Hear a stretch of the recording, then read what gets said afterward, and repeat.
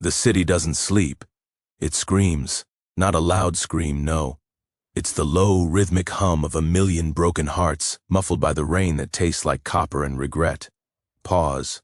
You ever feel like the shadows are leaning in just a little too close? Like the silence is actually a heavy weight pressing against your chest? Good. That means you're still alive. For now, pause, listen closely. Put on your headphones, turn the lights down, because what I'm about to tell you, it isn't just a story.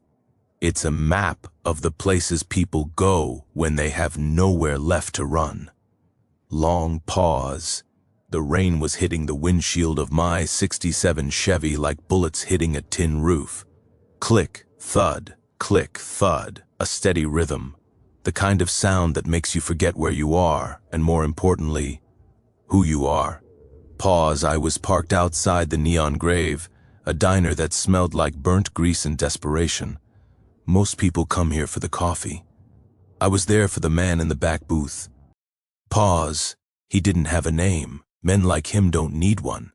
They just have debts, and I was the one who collected. Pause. I stepped out of the car, the cold air biting through my leather jacket like a stray dog. My boots hit the pavement with a heavy, hollow sound. Clack. Every step felt like a choice I couldn't take back. Pause. I pushed the door open. A bell chimed, a high, lonely sound that cut through the low drone of the jukebox. The air inside was thick, yellowed by years of cigarette smoke and broken promises. Pause. He was sitting there, corner booth, face hidden in the shadow of a low-hanging lamp. He was shaking. Not the kind of shake you get from the cold, the kind you get when you realize the monster under your bed has finally grown up and started wearing a suit. Pause. I sat down. I didn't say a word, I just watched him. I watched the way his sweat beaded on his forehead, reflecting the flickering red open sign. "I don't have it," he whispered. His voice sounded like sandpaper on dry wood. Pause. I leaned in. The wood of the booth groaned under my weight. I let the silence hang there for a moment. 5 seconds, 10 seconds. I wanted him to feel the gravity of his situation. I wanted him to hear his own heart beating. Pause. "You know," I said, my voice low, barely a growl. "The funny thing about time is that it's the only thing you can't borrow. You spent yours. Now, you're living on mine." Pause. I reached into my pocket. Not for a gun. Not yet. I pulled out a small silver coin, a memento mori. I flipped it. Clink. It spun on the table, a blur of silver under the neon lights. Pause. "Heads," I whispered, "and we talk about how you're going to fix this. Tails." I let the coin spin. The sound filled the diner. The waitress stopped pouring coffee. The jukebox skipped a beat. The man's eyes were locked on that spinning piece of metal. It was his whole world, his life, condensed into a 1.5-inch circle of silver. Pause. The coin slow. D. Wobble. Wobble. Stop. I looked down. He looked down. The silence was absolute. Long pause. "It looks like," I said, a slow smile spreading across my face. "It's going to be a very long night." Long pause. "The smell of gunpowder is the only thing that stays honest in a room full of lies." Pause. "It's sharp, metallic. It sticks to the back of your throat like a bad memory you can't swallow." Pause. The first bullet I fired didn't just hit the man in the doorway. It punched through the air, shattering the neon grave sign behind him. Pink glass rained down like jagged confetti. The other one? He was fast, not human fast. Something programmed. Pause. He dove behind the counter, the sounds of shattering plates and screaming porcelain filling the air. Crash, clatter, silence. I grabbed Elias by the collar of his trench coat and hauled him toward the kitchen door. He was dead weight, his boots dragging across the linoleum, leaving a trail of scuff marks that looked like a desperate code. "Pause. Move," I hissed. My heart was a hammer hitting an anvil inside my chest. Thump, thump, thump, thump. We burst through the swinging doors into the kitchen. It was a forest of stainless steel and hanging copper pots. Pause. I pushed Elias behind a heavy prep table. Don't move. Don't breathe. Don't even think unless I tell you to, I whispered. I could see the reflection of the kitchen door in the side of a chrome toaster. Pause. The door didn't swing open. It moved slowly, an inch, 2 inches, no sound. This guy was a pro. He knew the silence was a weapon, and he was using it to sharpen the edges of my nerves. Pause. I closed my eyes for a second, tuning out the rain outside, tuning out the hum of the walk-in freezer. I listened for the one thing he couldn't hide, the weight of a footstep. Creak. There it was, just left of the dishwasher. I didn't aim. I felt the space. I pivoted and fired 2 rounds through the thin metal of the prep station. Bang! Bang! Pause. A groan. No. A human groan. More like a machine losing pressure. I stepped out from my cover, my gun leveled at the shadow near the sink. The man was slumped against the wall, clutching his side. But there was no red, no blood, just a thick black fluid leaking through his fingers, staining his shirt like ink. Long pause. I walked closer. My shadow fell over him, long and jagged. I reached out with the barrel of my gun and tipped his head up. His eyes weren't eyes. They were lenses. Dull gray glass reflecting my own hollow face back at me. "What are you?" I breathed. He didn't answer. His jaw unhinged and a sound came out. Not a voice, but a high-frequency whine that made my teeth ache. Pause. Then his chest began to glow. A soft, pulsing blue light emanating from beneath his skin. "Elias, get out! Now!" I grabbed the ledger and dove through the back exit just as the kitchen erupted. Not a fire explosion, a vacuum. A silent pulse of energy that turned the stainless steel into scrap metal and blew the back door off its hinges. Pause. I hit the wet pavement of the alley, the cold mud soaking into my jeans. I looked back. The diner was still there, but the kitchen was a hollowed-out shell, smoking with a frost that shouldn't exist in mid-July. Elias was gone. No body, no tracks. Just the sound of the rain hitting the empty asphalt. Pause. I leaned against the brick wall of the alley, the rough surface scratching my back. I pulled the envelope out. The blood on it wasn't blood. It was that same black ink. I opened it. Inside wasn't a list of names. It was a single photograph. A Polaroid, yellowed at the edges. Pause. It showed a house I recognized. A house I hadn't seen in 20 years. My childhood home. And standing on the porch, waving at the camera, was a man who looked exactly like me. Except for one thing. Long pause. He was holding a coin. A silver memento mori. And on the back of the photo, written in a cramped, shaky hand, were 4 words. "The past is hungry. Lo."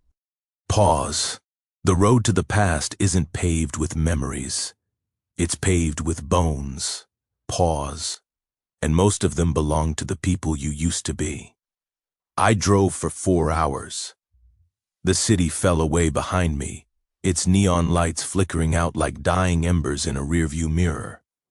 The urban sprawl gave way to the skeletal remains of the countryside, black trees reaching up like drowned hands, clawing at a sky that refused to give them light. Pause. The '67 Chevy was vibrating, a low hum that felt like it was trying to shake my soul loose from my skin. I reached the gate at 4 a.m. The air out here didn't taste like copper. It tasted like damp earth and rot. Pause. My childhood home sat at the end of a long gravel driveway that crunched under my tires like breaking teeth. Crunch, crunch, crunch. The sound of a man returning to a crime scene he didn't know he'd committed. Pause. The house was a Victorian corpse. 3 stories of peeling white paint and windows that looked like hollow eye sockets. It shouldn't have been standing. A fire had gutted it 2 decades ago. I remembered the flames. Pause. I remembered the way the heat felt like a physical weight, pushing me out of the front door while my father stayed inside. But here it was, whole, intact, waiting. I stepped out of the car. The silence was so loud it made my ears ring. No crickets, no wind, Pause, just the sound of my own breath, ragged and white in the freezing air. I pulled the Polaroid out of my pocket. The man on the porch. Me, but not me. I walked toward the steps. Every board groaned, a deep wooden ache that echoed through the empty valley. Pause, I reached the front door. The wood was cold, damp to the touch. I didn't knock. You don't knock on a door that's been waiting 20 years for you to open it. I pushed. It swung inward with a slow, agonizing screech. Long pause, the inside smelled like my mother's perfume and ozone. A strange, impossible mix. I clicked on my flashlight. The beam cut through the darkness, illuminating dust motes that hung suspended in the air, unmoving. They weren't floating. They were frozen. Pause. I walked into the foyer. The grandfather clock in the corner was ticking. Tick-tock, tick-tock. But the hands weren't moving. The sound was coming from inside the wood itself. I followed the sound of the ticking into the kitchen. Pause. On the table sat a single plate of food, steaming hot. The scent of roasted chicken filled the air, thick and nauseatingly sweet. Beside the plate was a silver coin, the twin to the one in my pocket. I didn't touch the food. I walked to the stairs. Pause. My feet felt heavy, as if the floorboards were trying to pull me down, to make me part of the foundation. I climbed. 1 step. Pause. 2 steps. Pause. At the top of the landing, a door stood ajar. My father's study. I pushed it open. Pause. The room was filled with static. Not sound, but physical static. Gray, flickering light that danced across the walls like a broken telev. Ijan's screen. And in the center of the room, sitting in a leather chair, was the man from the photo. Pause. He didn't turn around. He was looking out the window at the darkness. "You're late," he said. His voice was my voice, exactly, to the vibration, to the cadence. "Who are you?" I leveled my gun at the back of his head. Pause. My hand wasn't shaking. It was numb. "I'm the version of you that stayed in the fire," he whispered. "The version that didn't run. The version that realized the ink isn't just in the men outside. It's in the bloodline." Pause. He slowly turned the chair around. His face was a mirror, but where his eyes should have been, there were 2 spinning silver coins. They rotated at a blinding speed, reflecting the beam of my flashlight back at me in a strobing hypnotic rhythm. Pause. "The vault isn't a building, kid," he said, and his jaw didn't move when he spoke. The sound came from the walls. "The vault is a memory, and you just walked right into the deep.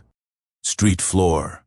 Pause. Suddenly, the floor beneath me began to soften. The wood turned into that black viscous ink. I tried to move, but my boots were submerged. I fired a shot, bang, but the bullet didn't hit him. Pause.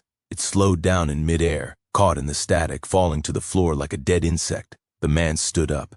He reached out a hand. His skin was turning gray, peeling back to reveal a framework of glass and wire. "Don't worry," he said, his voice now a chorus of 1,000 whispers. "We've been keeping your seat warm." Long pause. The black ink rose to my waist. It was cold. So cold it felt like burning.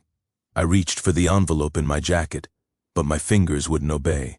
The last thing I saw before the darkness swallowed my head was the grandfather clock. The hands finally moved. They began to spin backward, faster, faster, until they were just a blur. Long pause. I didn't die. I just shifted. Pause. I opened my eyes in a white room. No doors, no windows. Just a single chair and a telephone. And it was ringing. Bring, bring. An old rotary sound, primal, mechanical. I walked toward the chair. Every step felt like I was moving through waist-deep water. Pause. Time didn't work here. I felt like I had been walking for 3 minutes and 3 centuries at the same time. I reached the desk, a simple wooden thing that looked out of place in this void. I picked up the receiver. Pause. I didn't say hello. I waited. "Do you remember the smell of the smoke?" A woman's voice, soft, like silk being dragged over a razor blade. My heart skipped. I knew that voice. Pause. It was a voice I had buried under 20 years of whiskey and bad decisions. "Mom?" I whispered. "The fire was a mercy, Jack," she said. The line crackled with a static that sounded like burning wood. "Pause, but you didn't let it finish. You carried a spark out with you, and now the collectors are here to take it back." "Where am I?" I barked. I gripped the receiver so hard I heard the plastic groan. "What is this place? What did Elias give me?" "Pause. You're in the archive," she replied. "Every secret this city ever bled is stored here. But the secrets aren't written on paper. They're written in people. You didn't find the ledger, Jack. You are the ledger. The envelope, the photo. They were just keys to unlock what's already inside your bones." Long pause. I looked at my hand. The skin was pale, almost translucent. And then I saw it. Beneath the surface, my veins weren't blue. They were black. A dark, ink-like substance was pumping through me, rhythmic and steady. The same fluid that leaked from the men in the diner.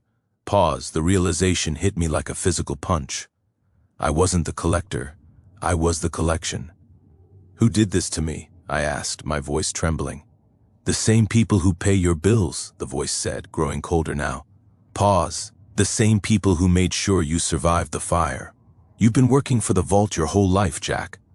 Every debt you collected, every man you broke, you were just harvesting parts for the machine. And now, the machine is hungry for its heart." Pause. The walls of the white room began to ripple, like a stone thrown into a still pond. The white started to peel away in giant scorched flakes, revealing something dark and metallic underneath. Huge vertical filing cabinets that stretched up into an infinite ceiling. Millions of them. Pause. The drawers began to open, creak. Thousands of them all at once. Inside weren't files. Inside were people, standing upright, sleeping. Their eyes were sewn shut with silver wire. They were all connected by a web of black tubes, pumping that dark ink in a massive synchronized circuit. Pause. A human supercomputer fueled by misery and secrets. "This is the vault," the voice whispered. "And your chair is waiting, Jack." I dropped the phone. It dangled from the cord, swinging back and forth. Clack, clack. Pause. I heard footsteps. Not from behind. Me. But from inside the walls. The Inkmen were coming. They didn't need doors. They were part of the architecture. They began to step out of the shadows of the filing cabinets, dozens of them, their lens eyes fixed on me. Pause. I looked at the coin in my hand. I looked at the black ink under my skin. "If I'm the ledger," I growled, my voice echoing through the massive archive, "then I'm the one who decides when the book is closed." Pause. I didn't run.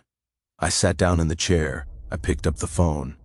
"Heads," I whispered into the receiver. I flipped the coin. It didn't spin in the air.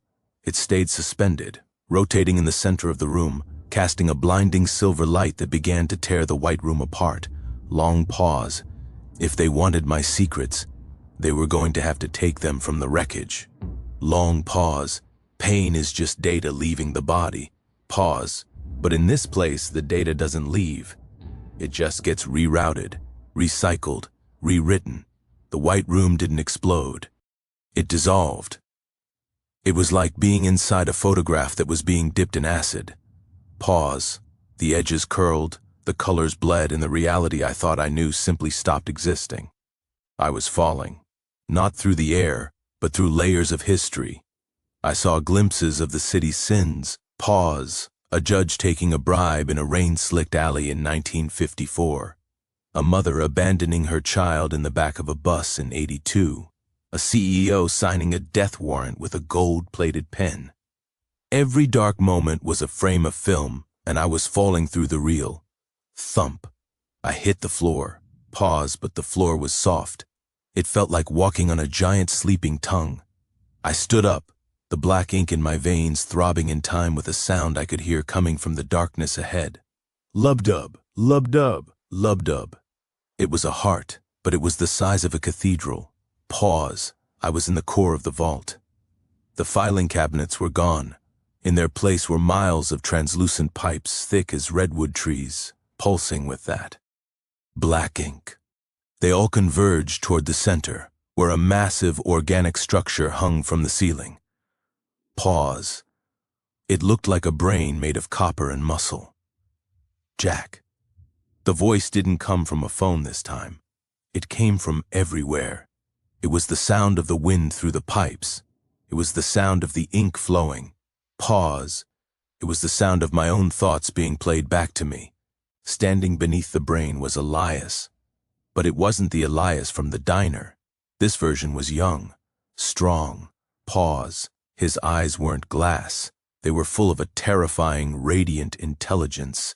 He was wearing a lab coat that was stained with the same black fluid that was now dripping from my own fingertips. You weren't supposed to see the basement, Jack, Elias said. Pause. You were supposed to be the perfect courier. A man with a tragic past and a fast draw. The perfect shell to carry the black ledger through the streets without anyone suspecting the truth. Pause. The truth? I spat.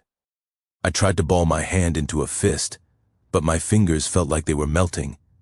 The truth is, you're turning people into batteries, Elias. You're turning the city into a goddamn farm. Pause. Elias laughed. It was a hollow, echoing sound. A farm? No. We're turning the city into an immortal memory. Think about it, Jack. Humanity is messy. They forget. They lie. They die and take their wisdom with them. Pause. But here, in the vault, every experience is preserved. Every sensation is recorded. We are building the first perfect history of the human race. By killing them? I stepped forward, my boots sinking into the fleshy floor. Squelch, squelch, pause. By refining them, he corrected. And you, Jack, you are the masterpiece. You survived the fire because we needed a vessel that knew the taste of loss. The ink in your veins? That's not poison. Pause. That's the collective consciousness of 1,000 years. You don't just carry the ledger. You are the memory of this city. He reached out and touched one of the pipes. The blue light flared up, illuminating the brain above us. Pause. Inside the translucent tissue, I could see faces. Thousands of faces shifting and turning. And then I saw her, my mother. Her face was pressed against the glass-like membrane, her eyes wide, her mouth open in a silent scream. Pause. The rage hit me then. It wasn't the cold, calculated rage of a debt collector. It was the fire from 20 years ago, finally finding its fuel. The black ink in my arms began to boil. Pause. My skin started to crack, and instead of blood, a blinding blue light began to leak out. I'm not your masterpiece, I growled. My voice was no longer human. It was a roar of 1,000,000 voices, all screaming for a way out. Pause. I didn't have a gun. I didn't need one. I plunged my hands into the fleshy floor, reaching for the cables that fed the central heart. Jack, stop! Elias screamed, his face finally showing fear. Pause. If you break the circuit, you'll erase yourself. Everything you are is in this system. I looked at my mother's face in the tank. She wasn't looking at me with fear. She was looking at me with a plea. Good, I whispered. I was tired of being me anyway. Pause. I gripped the main artery and pulled. The sound that followed wasn't a bang. It was the sound of 1,000,000,000 secrets all being whispered at once, followed by a silence so absolute it felt like the world had stopped breathing. Pause. The blue light turned white. The white turned into a void. And then, the feeling of falling started all over again. Long pause. Waking up isn't the hard part. It's remembering why you wanted to close your eyes in the first place. Pause. It's the weight of the air hitting your lungs, realizing that the nightmare didn't end. It just upgraded. I didn't wake up in a hospital. I didn't wake up in a grave. Pause. I woke up in a rain-slicked gutter in an alleyway I didn't recognize, but every brick felt like an old friend. The taste of copper was back, the smell of wet trash and ozone. But something was wrong. Pause. The silence. It was too heavy. I pushed myself up. My hands hit the pavement, but they didn't feel like flesh. They felt like static. I looked down. My skin was there, but it was flickering at the edges like a low-budget transmission. Pause. I was a ghost made of bad data, a glitch in the city's peripheral vision. I looked at the end of the alley. People were walking by. Normal people. Pause. A woman in a red coat. A man checking his watch. But as they passed, I could see things. Not their faces, but their vitals. Numbers floating in the air. Their heart rates, their deepest regrets, their bank balances. Pause. Heart rate, 72 BPM. Regret, left the stove on. Balance, $412. I scrambled back, hitting the brick wall. The wall didn't stop me. My shoulder passed right through the masonry, a jolt of freezing electricity shooting through my spine. Pause. I let out a cry, but no sound came. Out of my throat, only a burst of white noise that made a nearby street lamp shatter. Pop. Jack. The voice came from a speaker on a nearby security camera. Pause. The lens swiveled, zooming in on my flickering face. It was Elias. But his voice was everywhere now. It was coming from the traffic lights, the ATMs, the smartphones in the pockets of the passers-by. Pause. You thought pulling the plug would end it? The voice was a digital chorus, overlapping and distorted. You didn't break the circuit, Jack. You became the current. You're not a man anymore. You're the ledger's first mobile interface. You're the god of the grid, and you're hungry. Pause. I looked at my stomach. I felt a hollow ache, but it wasn't for food. It was for information. I reached out, my hand trembling, and touched the metal casing of the security camera's power box. Data dump. Pause. It hit me like a tidal wave. Every email sent in a 10-block radius. Every secret whispered into a phone. Every password. Airy sin. It poured into my mind, a chaotic symphony of human filth and hope. Pause. I saw a man planning a murder. I saw a girl writing a poem she'd never show anyone. I saw the coordinates for the vault's secondary backup. I pulled my hand away, gasping for air I didn't actually need. Pause. The flicking of my skin stabilized. I looked solid again. For now. You can't hide from yourself, Jack, the city whispered through the hum of the power lines. You're the hunter now, but you're also the meal. Pause. The more you know, the less of Jack remains. I looked at my reflection in a puddle. My eyes weren't blue. They weren't gray. They were two spinning silver coins, just like the man on the porch. Pause. The coins weren't reflecting the world. They were processing it. I stood up. I didn't walk, I flowed. I moved toward the main street, the neon lights of the city bending toward me as if I were a black hole. Pause. I had the coordinates now. I knew where they kept the old world aisles, the ones they couldn't digitize, the ones written in actual blood on actual paper. If I was going to be a monster, I was going to be the kind that burns the laboratory down. Pause. I passed a man standing under a bus stop. He looked at me, his eyes widening. He saw the flicker. He saw the silver eyes. He tried to scream, but I reached out and touched his forehead. Pause. Don't worry, I whispered, my voice a blend of 1,000 digital echoes. I'm just checking the balance. I felt his memories slide into my mind. I felt his fear. And then, I felt the location of the man who sold my father out 20 years ago. Pause. The hunt wasn't over. It had just gone digital. I am Jack. I am the ledger, and the city is about to have a system failure. Long pause. Vengeance is a ghost that refuses to rest until the blood is as cold as the memory. Pause. But when you're made of static and shadows, vengeance doesn't just hurt, it corrupts. The rain was different now. It didn't feel wet. It felt like lines of code sliding down my digital skin. Pause. I was standing in front of a penthouse at the edge of the Diamond District. The building was a needle of glass and steel, piercing the belly of the clouds. Pause. At the very top, behind 3 inches of reinforced polymer, lived Marcus Vane. Vane. The name tasted like ash. 20 years ago, he was my father's partner. He was the man with the plan. Pause. The man who walked out of the fire while my father became part of the soot. The data inside me, the screaming black ink of the ledger, told me exactly what Vaughn was doing now. Pause. He wasn't just a businessman. He was the vault's landlord. He owned the physical space where the bodies were kept. I didn't take the elevator. I didn't need to. I stepped into the shadows of the lobby and pushed pause. My body disintegrated into a stream of raw data. I felt myself rushing through the copper wiring of the building, a surge of high-voltage fury. I was the pulse in the wall. Pause. I was the heat in the cables. I burst out of a smart television in Vane's living room, my form coalescing into a flickering, jagged silhouette of a man. Pause.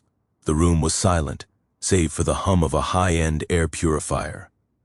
Vaughn was sitting by the window, a glass of 30-year-old scotch in his hand. He didn't turn around.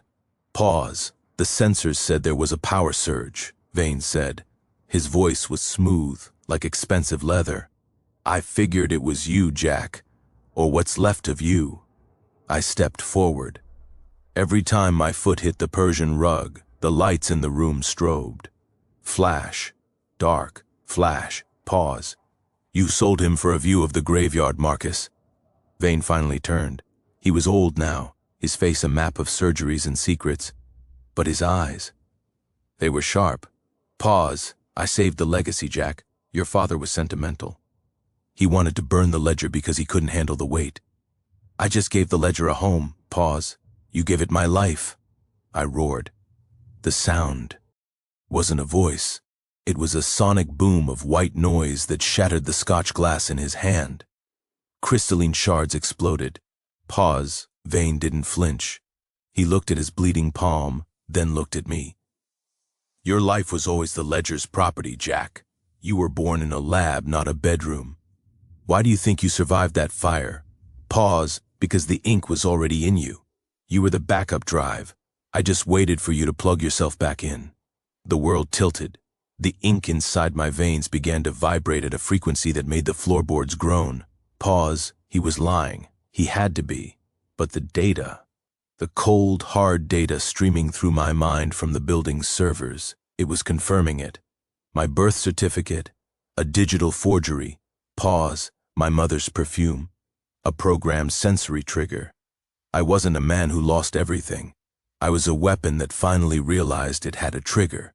Pause. You're a glitch, Jack, Vane said, standing up. He pressed a button on his desk. Sud. Denly, the walls of the penthouse began to glow with a familiar, sickly blue light. Frequency emitters. Pause. The air became thick, vibrating with a pulse designed to tear digital structures apart. My form began to fray. My hands turned into long, horizontal streaks of light. Pause. I felt my consciousness being pulled in 1,000 directions. You can't kill me, I hissed, my voice cracking like a broken radio. I'm in the grid. Pause. I don't want to kill you, Vane smiled. I want to format you. I need the ledger clean for the next phase. Elias was the architect, but I'm the one who hits delete. Pause. I fell to my knees. The pain was absolute. It felt like my soul was being scrubbed with steel wool. I looked at Vane. He was walking toward me, holding a silver device that looked like a localized server. Pause. I reached into the deepest part of my mind. Not the digital part, not the ledger. I reached for the one thing they couldn't program. The rage. Pause. The human me. SSY. Irrational heat of a son who wanted to see his father's killer burn. I didn't fight the frequency. I absorbed it. I let the blue light pour into me until my eyes, those silver coins, began to melt. Pause. I turned myself into a lightning rod. If I'm a glitch, I whispered, the air around me beginning to ignite, then let's see what happens when the whole system crashes. Pause. I didn't attack Vane. I attacked the building. I sent a 50,000-volt surge through the penthouse's floor straight into the main server room of the Vana Corporation. Pause. The explosion wasn't fire. It was a blackout that swallowed 3 city blocks. In the darkness, I saw Vane's face go pale. He realized too late. I wasn't the data anymore. I was the virus. Pause. See you in the shadows, Marcus, I said. And then the penthouse was empty. Just the sound of the wind howling through the broken glass and the smell of ozone. Pause. Vane was still alive, but he was broke. And in this city, being broke is a death sentence that just takes its time to arrive. I was back in the streets, but I was fading. I needed more power. I needed more ink, and I knew exactly where to find it. The vault's secondary backup. The place where the old world died. Long pause. The truth doesn't set you free. Pause, it just builds a bigger cage out of the things you were too afraid to look at. I moved through the city like a whisper in a graveyard. Pause, I wasn't using the streets anymore. I was traveling through the fiber-optic veins of the sprawl, a ghost in the wires. Every time I passed a screen, a billboard, a phone, a laptop, my face flickered for a microsecond. Pause, a digital omen. The secondary backup wasn't in a skyscraper. It was beneath a derelict library in the old quarter, a place where the air smelled like damp parchment and forgotten gods. Pause. This was the analog sanctuary. The vault kept its digital files for the masses, but the real dirt, the original signatures, the blood-stained C, on tracks, the human prototypes, remained on paper. Pause, because you can't hack a piece of paper. You have to burn it. I coalesced in the basement, pulling my form together from the static of a buzzing fluorescent light. Buzz. Pop. Pause. The room was a labyrinth of iron shelves reaching into the dark. Thousands of boxes. Millions of lives, reduced to ink and pulp. My silver eyes scanned the darkness, the ledger inside me humming a low, mournful tune. Pause. It knew this place. It was a homecoming for the ghosts that lived in my code. I walked to the very back, where a single vault door stood ajar. No electronic locks here. Pause, just heavy, rusted steel. I pushed it open. Griac. The smell hit me first, not mother's perfume, not ozone. It was the smell of a hospital. Pause, antiseptic, cold, sterile. Inside the small room was a single file cabinet made of dark oak. On top of it sat a reel-to-reel tape recorder, its wheels spinning slowly, though no music was playing. Pause. Only the sound of a heartbeat. Thump, thump, thump, thump. I opened the top drawer. It didn't contain folders. It contained jars. Pause. Small glass jars filled with a clear liquid, and inside each one, a memory, or at least the biological component of one. I reached for the jar labeled 7B, the fire. Pause. The moment my fingers touched the glass, the room vanished. I wasn't in the library. I was back in the house. 20 years ago. Pause, but I wasn't the boy running for the door. I was the man standing by the window, my father. I felt his thoughts. They weren't digital. They were heavy, wet, and desperate. Pause, he wasn't a hero. He was a scientist who had realized he'd sold the world's soul to Vane and Elias. He wasn't trying to save me from the fire. Pause, he was trying to burn the ink out of me. I'm sorry, Jack, his voice echoed in my mind, but it was coming from my own throat. You were the first, the prototype, but you're too beautiful for this world. Pause. I have to erase you before they turn you into a map of everyone's hell. I saw him strike the match. I felt the heat, and then I saw the door burst open. Pause. It wasn't the fire department. It was Vane. Vane didn't come to save us. He came to harvest. I saw him shoot my father, not in the heart, but in the leg. Pause. He wanted him to watch. He grabbed me, the boy, and dragged me through the flames. My father's last sight wasn't his son escaping. It was his son being stolen by the machine. Pause. The memory snapped. I was back in the basement, clutching the jar so hard the glass was cracking. My digital skin was boiling, a chaotic mess of black ink and white light. Pause. The ledger wasn't a collection of the city's secrets. It was a collection of my stolen potentials. Every person I had collected as a hitman, every debt I had settled. Those weren't strangers. Pause. I looked at the jars on the shelf. 7C, 7D, 7E. I opened another one. I saw the face of the man I killed. In a parking garage 3 years ago. Pause. In the memory. He wasn't a gambler who owed money. He was a musician. He was a version of me that had been allowed to grow up without the ink. Pause. The vault hadn't just made me a weapon. It had splintered my soul into 1,000 different lives, and then sent the main version of me to hunt down and reclaim the others. Pause. I was a cannibal of my own existence. Do you see it now, Jack? Elias was standing in the doorway of the vault. He wasn't a digital projection. Pause. He was there, in the flesh, looking tired and old. He held a small remote in his hand. "You're not a ghost, and you're not a god," Elias whispered. Pause. "You're a circle, a perfect, self-consuming circle. We didn't need to hunt you. We just needed you to remember who you were so you'd finally finish the job." Pause. He pointed to the final jar on the shelf. It was empty. It was labeled Jack, the conclusion. "The ledger isn't complete until the last piece of—" "The soul returns to the jar," Elias said. Pause. "One more collection, Jack. The hardest one." I looked at the empty jar. I looked at my flickering, static-filled hands. The rage was gone, replaced by a cold, hollow vacuum. Pause. "If I go in there," I said, my voice sounding like 1,000 dying radios, "what happens to the city?" "The city sleeps," Elias replied. "The secrets stay buried." Pause. "The machine runs on perfect, silent data. No more glitches, no more pain, just order." I reached for the jar. My hand hovered over the glass. Pause. I could feel the pull. The siren song of finally not being Jack anymore. Of finally not feeling the weight of the ink. But then I remembered the sound of the rain. Pause. The real rain. The kind that tastes like copper and regret. I looked at Elias.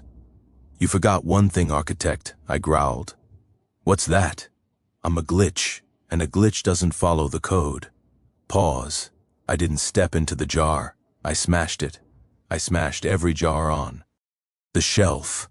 A tidal wave of memories, thousands of lives, thousands of Jacks, erupted into the room. Pause. It wasn't data. It was a storm of raw, unrefined human experience. The basement exploded in a symphony of screams, laughter, and music. Elias was thrown back by the sheer force of the soul surge.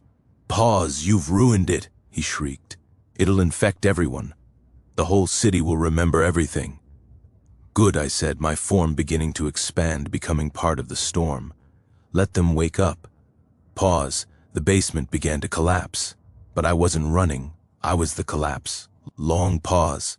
"The truth is a contagion." Pause. "Once it's out, you can't bleach it, you can't delete it, and you damn sure can't ignore it." The library basement didn't just collapse, it exhaled. Pause. A shockwave of raw, uncompressed human consciousness ripped out of the old quarter like a solar flare. It wasn't light. It was a pulse of feeling. I wasn't a man anymore. I was the epicenter. Pause. As the memor. Eyes of 1,000 Jacks and 10,000 city secrets flooded the grid. I felt the city scream. Not in pain, but in the sudden, violent shock of remembering. Pause. Across the Diamond District, a high court judge suddenly stopped mid-sentence, his eyes glazing over as he remembered the face of the man he'd framed 30 years ago. Pause. In the slums, a debt collector dropped his tire iron, weeping as he felt the collective grief of every family he'd ever broken. The ink was everywhere now, leaking out of the screens, the radios, the smart bulbs. Pause. It was a digital rain of clarity. I moved through the city at the speed of thought. I was in the fiber optics. I was in the satellite beams. Pause. I saw Vane in his darkened penthouse, surrounded by dead screens. He was clutching a revolver, but he wasn't looking for me. Pause. He was looking at the air, his eyes wide with the faces of the people he'd turned into batteries. He couldn't handle the data. His mind was a glass sea, up trying to hold an ocean. Pause. Too much. "It's too much," he whispered before the feed cut to black. I didn't stop for him. I had a bigger target. The central vault. Pause. The main facility was no longer hidden. As the city's systems failed, the cloaking frequencies dropped. In the middle of the bay, a massive, windowless monolith of black basalt rose out of the water. Pause. It looked like a tombstone for the 21st century. I hit the vault's firewall like a battering ram. Boom. The digital defenses were shaped like lions, like knights, like monsters. Pause. I tore through them with the strength of 10,000 stolen lives. I wasn't just Jack the hitman anymore. I was Jack the musician, Jack the father. Pause. Jack the failure, Jack the saint. I was a legion of possibilities, and we were all very, very angry. I materialized in the heart, the cathedral of pipes I had seen before. Pause. But the brain was different now. It was pulsing a frantic rhythmic red. Standing on T, he catwalk, was Elias. Pause. He wasn't old anymore. He had plugged himself into the core, his skin shimmering with a liquid silver light. He was trying to stabilize the system, trying to suck the memories back into the jars. Pause, you're killing them, Jack, Elias screamed, his voice vibrating through the structural steel. The human mind isn't built for this much truth. They'll go mad. They need the filters. They need the vault. Pause. They need to be real, I countered. My voice was a thunderclap that shook the black ink in the pipes. Even if it hurts, especially if it hurts. Pause. I stepped onto the catwalk. The air between us was thick with static, sparking with the friction of two gods fighting for the same hard drive. Pause. Elias reached out, and a whip of pure energy lashed across my chest. It didn't cut my skin. It erased a memory. Suddenly, I didn't know the face of my mother. He lashed again. Crack. I forgot the sound of the rain. Pause. He was deleting me. Peak. E by piece, trying to turn me back into an empty vessel. You're nothing but a ghost in my machine, Elias roared, his form expanding, his eyes becoming two massive burning suns of data. Pause. I am the architect. I am the one who remembers. I felt myself fading. My legs turned into gray mist. My arms became lines of stuttering code. Pause. I was losing the war of attrition. You can't fight a god of data with data. So I stopped being data. I reached inside, past the ledger, past the ink, to that tiny, flickering spark my father tried to save in the fire. Pause. It wasn't a memory. It wasn't a secret. It was a choice. I stopped trying to hold on to the jacks. I let them all go. Pause. I opened my arms and pushed every single bit of information I held. Every life, every secret, every bit of my own identity, directly into Elias. You want to remember? I whispered, my voice barely a hiss of static. Then remember everything. Pause. The transfer was violent. Elias's silver skin began to crack. His eyes didn't just burn, they shattered. Pause. He wasn't just seeing my memories, he was feeling the weight of the city's collective soul. Every funeral, every betrayal, every moment of silent, crushing despair he had ever archived. Pause. He began to wail, a sound that wasn't digital or human. It was the sound of a system crashing under the weight of its own sins. Stop, please. Pause. Heads, I said, a slow, cold smile spreading across my flickering face. You fix it. Tails, we both burn. The coin, the last physical thing I had, flipped through the air. Pause. It didn't spin. It moved in slow motion, a silver moon in a sky of red static. It landed on the catwalk between us. Tails. Pause. The core of the vault let out a low bass hum that vibrated the very foundation of the earth. The black ink in the pipes began to flow backward. Pause. The brain turned into a white-hot star. See you in the recycling bin, Elias, I said. Pause. The explosion didn't make a sound. It was a total erasure of light and sound. A perfect final zero. Long pause. Silence is different when it's earned. Pause. It's not the silence of a grave, and it's not the silence of a secret. It's the silence of a fresh snowfall over a city that finally stopped screaming. Pause, they say, that when the vault went down, the sky over the bay turned a color that doesn't have a name. For 3 minutes, every screen in the city went white. Pause, no ads, no news, no lies, just a blank canvas. And then, the memories came back, not as data, not as ink. They came back as whispers in the wind. Pause, people woke up on their sofas, in their cars, on the subway, and they didn't just know who they were. They knew what they had cost. Pause, the city didn't collapse into chaos. It collapsed into a heavy, collective sob. 1 million people finally feeling the weight of the ghosts they'd been told to forget. I wasn't in the bay when the monolith crumbled into the sea. Pause, I wasn't in the wires anymore. I was nowhere and everywhere. I opened my eyes, real eyes this time. I was standing on a pier, miles away from the Diamond District. Pause, the air was cold, real cold, the kind that makes your lungs ache and reminds you that you're made of meat and bone, not code and static.